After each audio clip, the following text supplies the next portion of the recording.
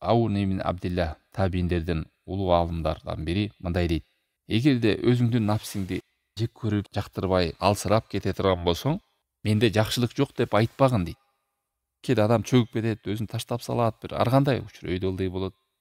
Кээ бирөө менде эч нерсе ийгилик жок, мен өнүкпөйт деле окшойм менде деген ушундай сыяктуу нерсеге барат. Шайтан ошону колдонот. Ошондо ушул сөздү айтпасын дейт: менде жакшылык жок. Кантип сизде жакшылык жок? Ар бир мусулманда жакшылык бар. Ибн Кайым рахимахулланын сөзү айткандай, ар бир мусулман адамдын жүрөгүндө жакшылыктын даны бар. Аны өстүрүш керек, өндүрүш керек, напси менен иштеш керек. Сизде таухид бар, жалгыз Аллах тааламга сыйынасыз. Мушрик эмессиз, капыр эмессиз.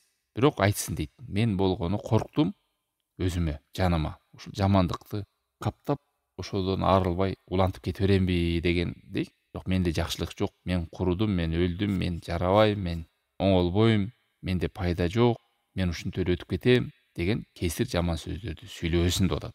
Себеби бале сөздөр адамдын, кыргыз айтып коет, кесир сөз деп, ошондой бале сөздөрдү оозго алып сүйлөп, адам сөзсүз ошого сыналып калат, Алла сактасын.